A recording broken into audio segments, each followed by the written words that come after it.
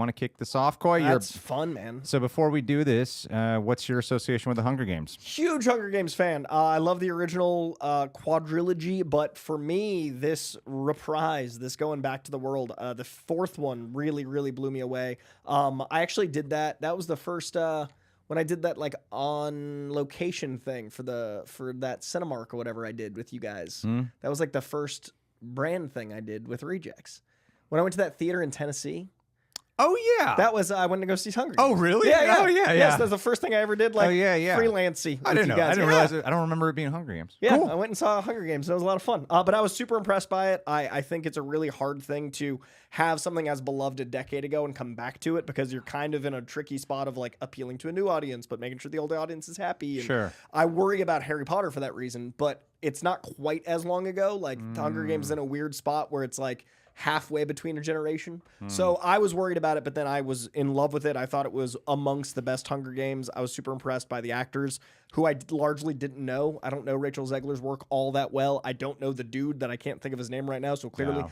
But what they did was so impressive, and I'm really excited to see a time jump and to see if that can continue. Francis Lawrence is a director I really like. He almost made a Chuck Palahniuk movie out of a book I love. Chuck Palahniuk, the guy that wrote Fight Club. Yep. He wrote this incredible book called Survivor, and it's about it's from the perspective of terrorism on a plane, and it was filming in August of 2001. So that movie got shut down real quick. But ever since, I've been following his career because he's a big he likes a lot of the same literature I do, clearly with Hunger Games. So big fan of this whole team. Excited to see this. And this guy just did The Long Walk. Yeah, which I loved. Which you just saw. Sad dystopian movies. I do. That was a great movie. We watched it. I mean, we were bombarded last stream about you guys should watch The Long Walk, and yeah, so we you guys won. We did it. It's up on the channel now.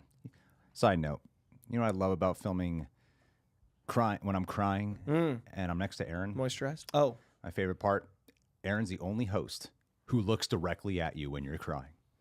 Every time. How's it feel? I see it every if I'm not in the video, I see him do it to other people, and he does it to me whenever I'm next to him.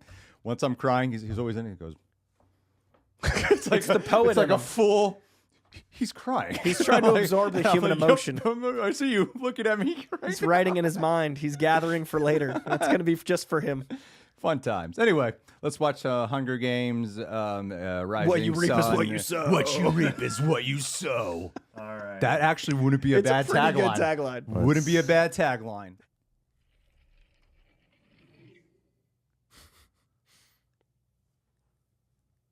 Who is that? She looks so familiar.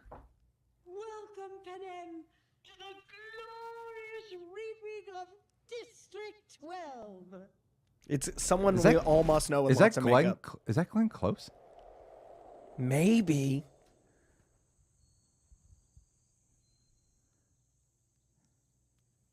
Twice the number of tributes. Oh, wow. Oh, cool. This looks like Midsommar. Yeah. Twice the glory. Man, I love the production design in these movies. Oh, they're actually like kids. Kids.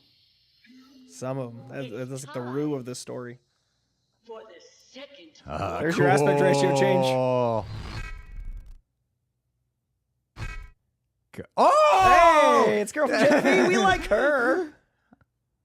Oh, wow. The editing in this trailer is fun. Dope, actually. This is spicy. Oh, Is that that guy! Karate Kid guy? Yeah, and The Long Walk. Yeah. Francis Lawrence liked him. We're going to work together again. This is a really cool looking trailer. Yeah, Yeah. this is beautiful. 50th Hunger Games. Man, I miss movies having color. This looks beautiful. Ooh, yeah, I know. This is so vibrant and so edited. It's got so much polish. Yeah, Ray Fiennes. There's our Snow. Yeah, I heard this guy's playing Woody Harrelson. Mitch? Oh, interesting. Jesse Yeah. Plemons is in this. He's Okay. playing Haymitch. Philip Seymour Hoffman, Ah! which is a perfect casting in my opinion. Haymitch is a character. Yeah, thanks, John. Oh. Thanks. Hey, Elle Is that Fanning. Fanning? Oh, McKenna Grace. Dude, oh my God. McKenna What a Grace, every cast big this trailer. is. Man. Oh, this is going to break my heart. These games are going to be different. Oh, I'm excited for this. Is that Woody Woody's Harrelson's voice? Yeah, they're doing that Dexter original sin thing, I guess. Let's get a different actor, but let's use the actor we know for the voiceover. Or was that an audio pulled from one of the Hunger Games? It might have been movies? pulled from one of the Hunger Games movies for the trailer.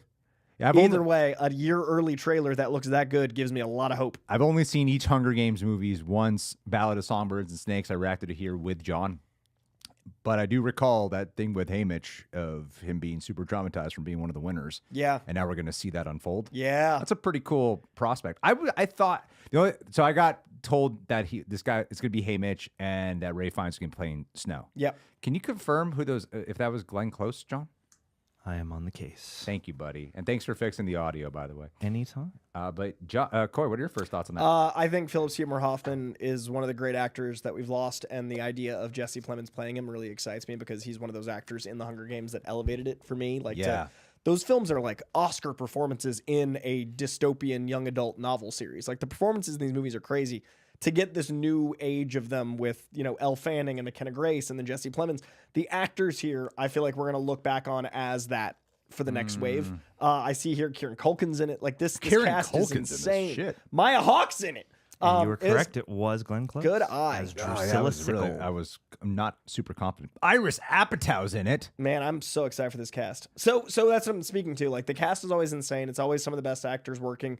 The visuals are really stunning. I love the vibrancy. We've been talking a lot the last 15 years about lack of color in films. Yeah. Things feel very muted. Things feel very drab. This looks Technicolor. This looks Sound of Music. Yeah. Like it looks so Pops. vibrant. Yeah. That plus the stylist editing, I'm very excited about it.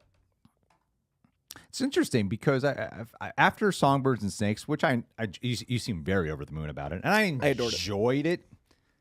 I wasn't as over the moon about it as you are, but I was getting the David Yates feeling with Francis Lawrence of maybe you should move on, dude. Maybe you should do something else. And because David Yates, for you guys who don't know, David Yates started with Harry Potter 5, and he just directed everything Harry Potter and the Fantastic Beasts after that. And it seemed like he was just getting kind of bored with the experience and wasn't able to bring something fresh to it. There looks like there's something back to being fresh, cultish, vibrant, like the Midsommar. I think that's very intentional, the way that aesthetic is. The color, the flowers. Because there is the first time I've used the word cult surrounding it. And, seeing him explore similar types of things of perpetuating violence and using violence as a form of entertainment media in The Long Walk, and perhaps getting more in tune thematically with those things on a much deeper, more philosophical level, liken it to also like the dogma of American politics. And then going back to the Hunger Games world, I wonder if he actually got something fresh, A new spark. from doing The Long Walk and how we could innovate there, because this actually doesn't feel just repetitive of the other ones. There's something that feels like, we're getting the cool prequel stuff and seeing actors playing characters we're familiar with, but visually, and I'm sure even with the music that we did, that we don't know. But that's to say, without the music, it was still actually impactful. really effective and cool to just take in what we were looking at. It's also interesting to watch a trailer without any sound design choices that are clearly for emotional, but still feel emotional. Like that Mummy trailer with Tom Cruise. Yeah, that's how we just watched that. It was very mummy-ass. Thump, thump, thump, thump. Give me an honorary Oscar. That dude deserves a real one. I hope he gets one with the Inarritu film. Yeah, it seems like he's already campaigning from that. He's got my vote. I'm not in the Academy, but I'm in. Like, this seems like a big promo for that, whatever that new For a movie year he's from got now. coming out for that Untitled guy. Inarritu film. But yeah, I think this looks fantastic. I'm a huge fan of this franchise. I think it's really cool that multiple generations are discovering such an important story. I think, you mentioned The Long Walk. That to me felt like it was an easy sell to Hunger Games fans to use Francis Lawrence. But it's interesting that you're right. This might have fed him in a different way because of The Long Walk. Yeah. Because that film is so drab very intentionally. That movie's color palette isn't just a sign of the times. It's not like because it's 2024. It felt like that dry, dour energy was important to the book, and it felt like that served that story. To go the other way with this definitely suits it. Well, to compare it a little bit more to potentially, this is just 2 minutes out of what is probably a 2.5 hour film, right? One thing I loved about The Long Walk is we never cut to the public, and we never even create relationships or characterize any of the soldiers who are accompanying the people walking. It's just on the characters. And I haven't read any of these books. Ballad of Songbirds and Snakes seems to go like much more magnified into everything beyond just our main two characters. It's going through the politics, all the different characters and stuff. So, which is Hunger Games. But this trailer brought it straight to just our main characters who are in the Hunger Games and back to that primal side and feeling just right back to basics. Yeah. In a way that somehow feels not just, what would you call it? Not just, Like a rehash? Rehash is the word I was looking for. Yeah. Thank you, John. I wrote down on the notes for this episode, like right now, the year away promo is really interesting to me because this is getting more common. What? Like this is out in a year, dude. November 20th, 2026. Yeah, you're right. The Odyssey got its first teaser a year out and sold out a year early. If the rumors are true, Doomsday is getting its first trailer a year away. Do you think, as a trailer expert in the field of marketing, a Gemma award-winning person, do you think that's like palatable? Do you think that's like actually effective a year away? I think they're doing it because they know that most trailer views come from the internet, right? So most people will see this from the internet, but to get people into theaters, they're probably like, what just came out this week? Was it Wicked that came out? This was probably with Wicked, right? Right. So they're releasing all these trailers because this is, they have Wicked out. They're going to have Zootopia 2 out. They're going to have Avatar. They're going to have SpongeBob out. They're going to have all these movies out in the theaters.